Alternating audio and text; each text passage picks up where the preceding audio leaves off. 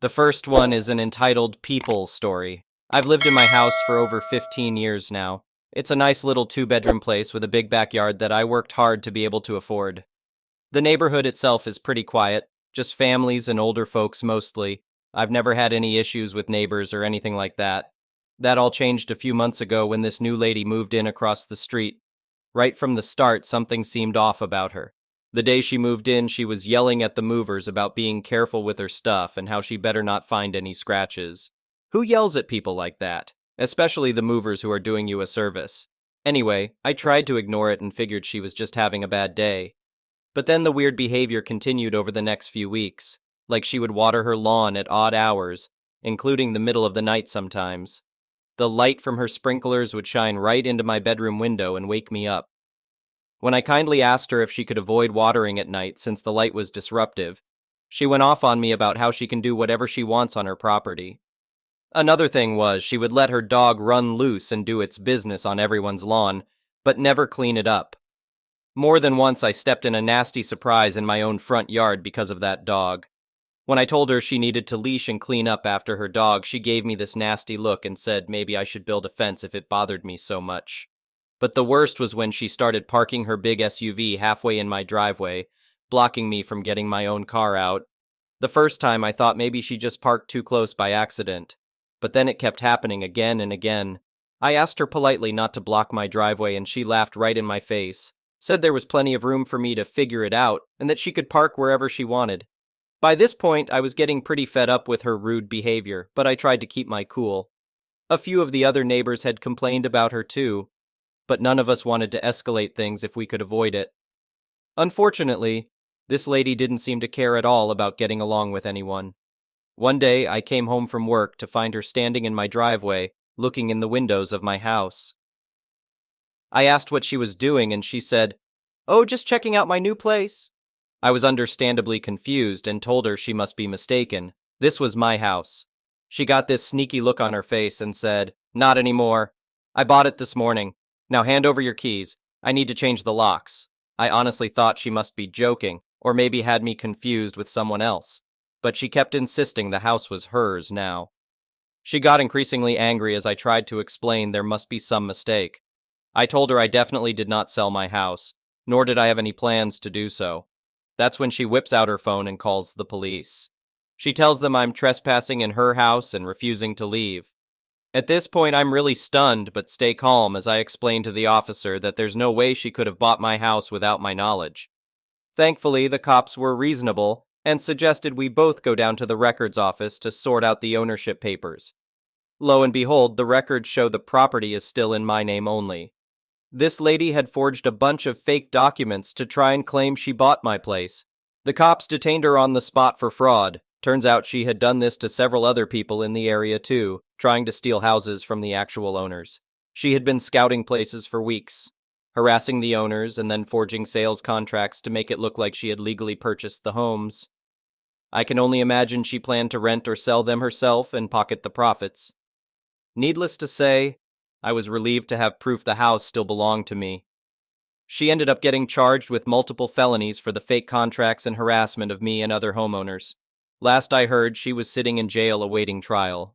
This whole bizarre ordeal made me very grateful to have such clear home ownership records on file with the city. If it was just my word against hers, who knows what could have happened. I also invested in some home security cameras in case this lady or anyone else gets the crazy idea to mess with my property again.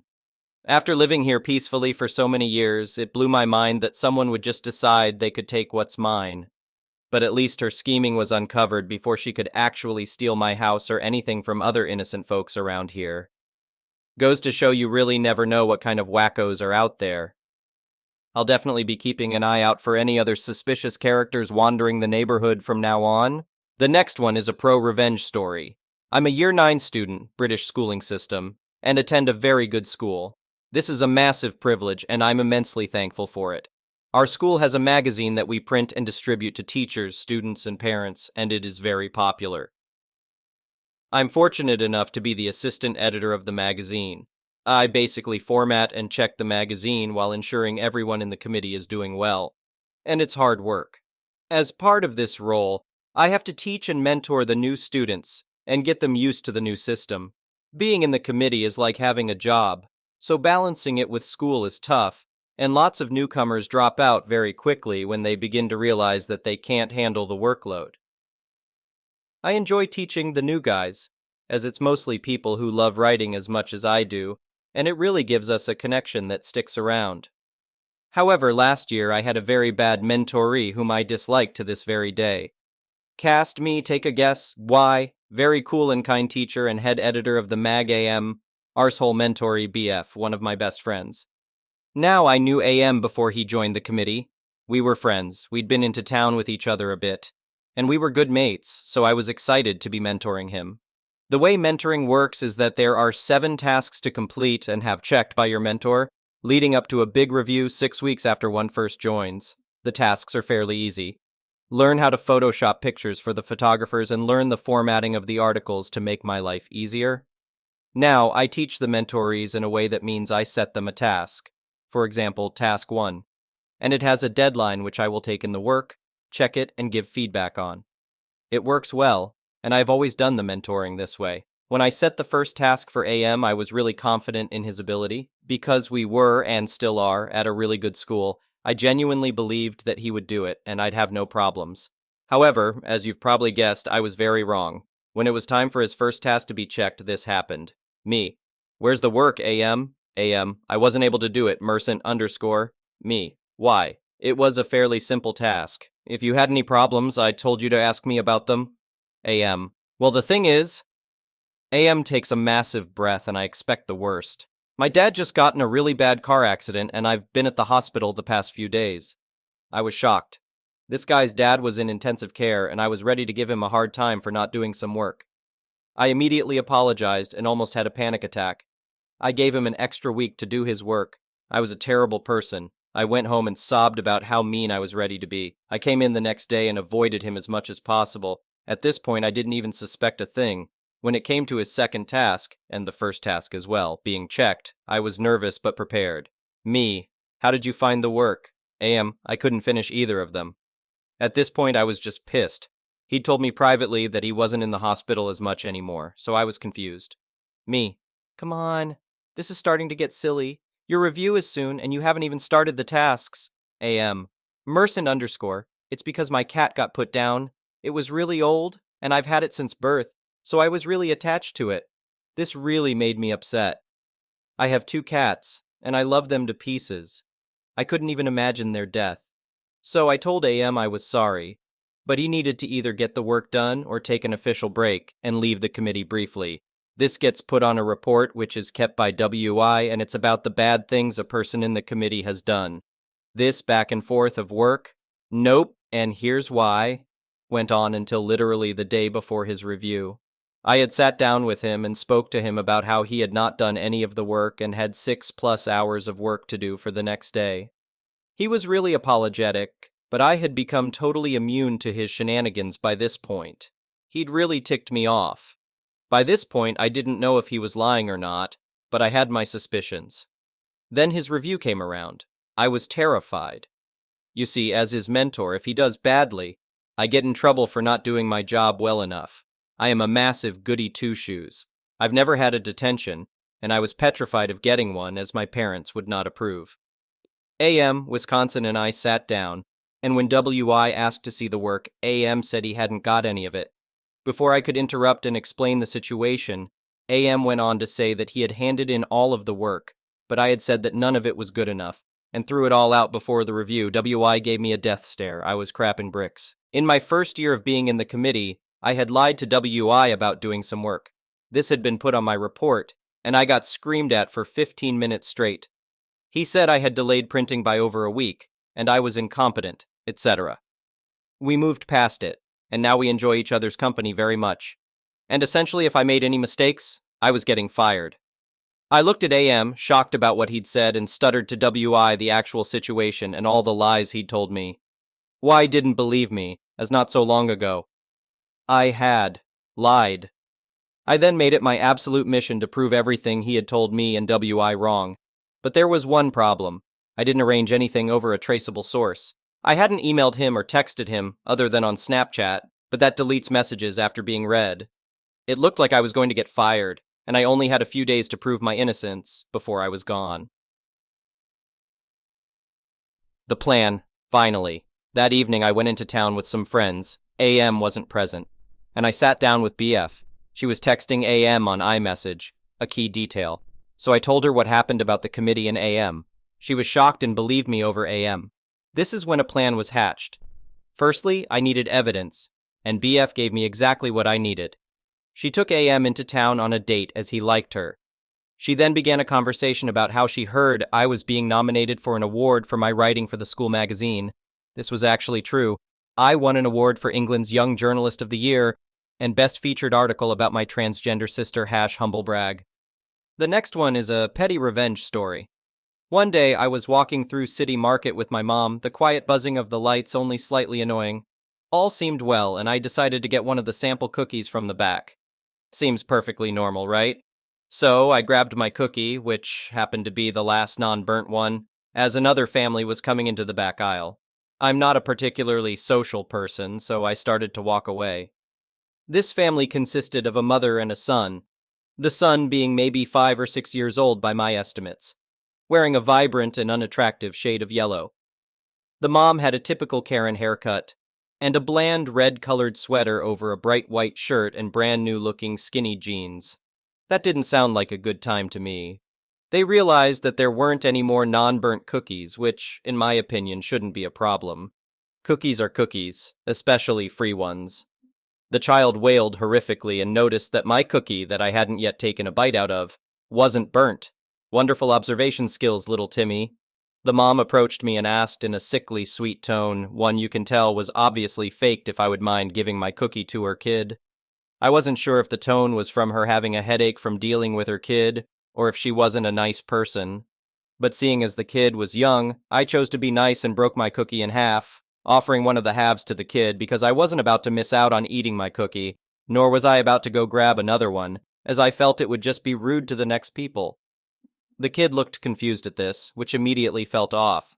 The mom's face contorted from nice to confused to offended very quickly, as if not offering the entire cookie had somehow forsaken her entire family, and she stared at me like I was going to sacrifice a goat in order to curse them. I, naturally, was confused, and realizing what was happening a bit too late, backed away and tried walking away. The lady placed her hand on my shoulder, preventing me from walking away. I was maybe 12 at the time, so was a small boy. She held out her other hand as if expecting me to just hand my cookie away. Let me once again state that I had tried to share, but Karen and her little hellspawn don't seem to understand the concept of sharing, evident by the atrocious wailing the child was releasing from the depths of the underworld itself. I hate the sounds of children crying. I managed to pull away from the iron grasp of this lady and speed walked away. The guttural released from both her and her entitled child gave me the chills, and she marched up to me and tried to take the cookie from me. Before she could, a light bulb flickered on, before bursting in my head from the excitement to see the next levels of rage and profanities my plan was about to induce. I stuffed the entire cookie in my mouth. Now these cookies were fairly big, bigger than the basic sugar cookies they usually give, so my mouth was stuffed. For a moment, Karen and her child were silent, stunned at what they had just witnessed. 10 seconds later, the gates of hell were ripped from their hinges. Karen exploded at me, screeching profanities at me, many of which I surprisingly hadn't heard before. I stood there, the smuggest grin on my little face as I slowly chewed on the cookie, continuing to rub salt in the wound, until the profanities turned into indiscernible noises. Was it wrong of me to do so? Probably. Do I regret doing so? Absolutely not. After maybe 3 minutes of random sounds ejecting from the deep, dark chasm this woman produced, she stopped to take a breath. I had swallowed the cookie by now and was getting tired of listening to the white noise this lady was projecting, so I began to walk away. "I'm not done with you!" she yelled after me. Obviously, I chose to ignore her at this point, as I was just done with her. As soon as I was out of the aisle, I booked it back to my mom and continued on like nothing had happened. The next one is a malicious compliance story. This happened a few years ago when I, 22F, was 18 and still living at home.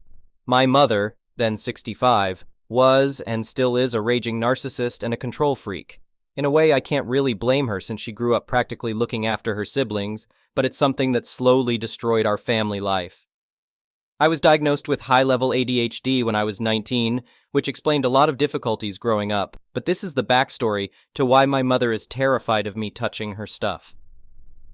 My mother had this hatred for things not being done her way, to the point where she would go through her friends' and family's trash to rip up posts and stuff with names on it because people will find your address if they look through the bins. If they're looking through my bins, they're already outside my house, so I don't think they need my address, to be honest.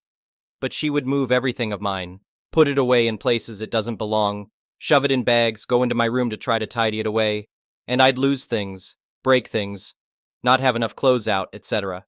It was endless, and I was growing angry. My father is an enabler, so he would always defend her even when he knew she was wrong.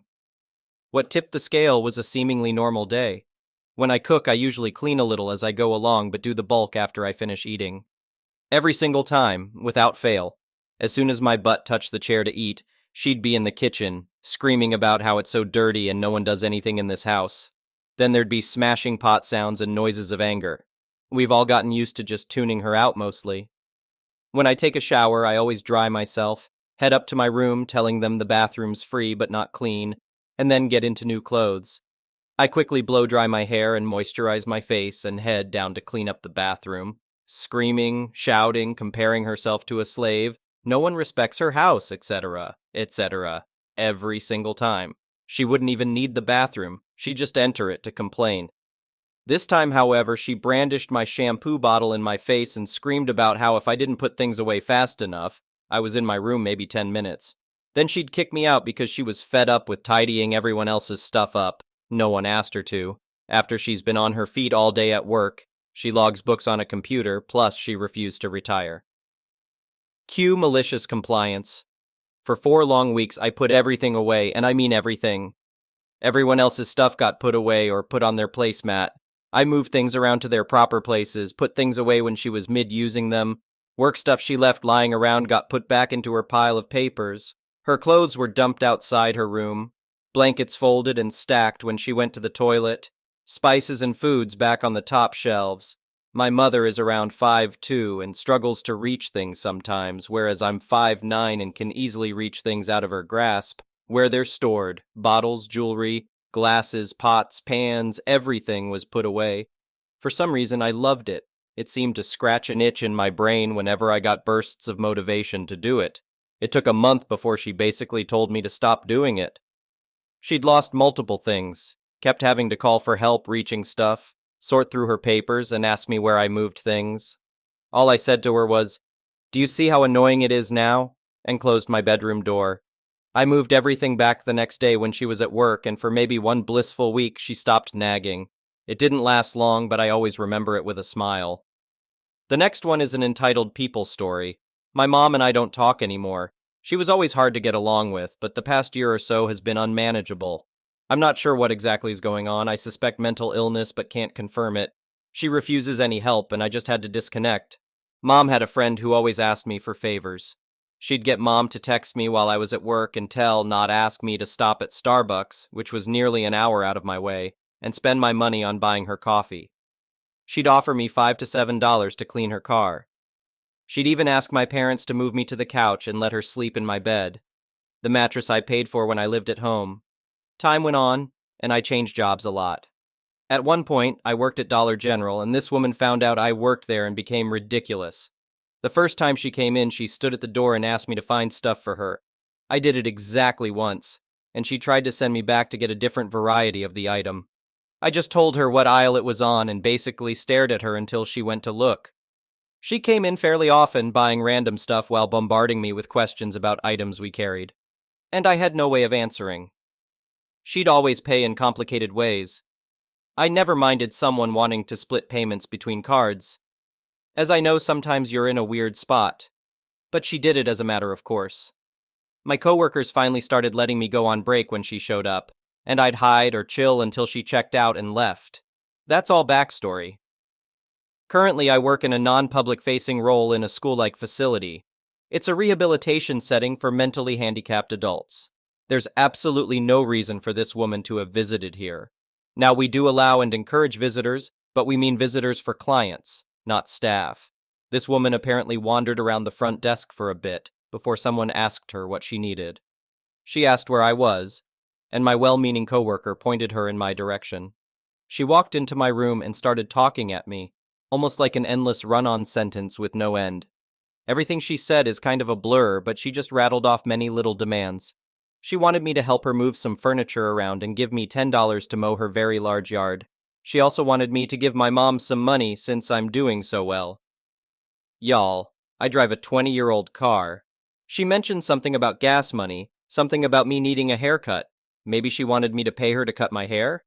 If I had to sum it up, it was a lot of man chores and IT.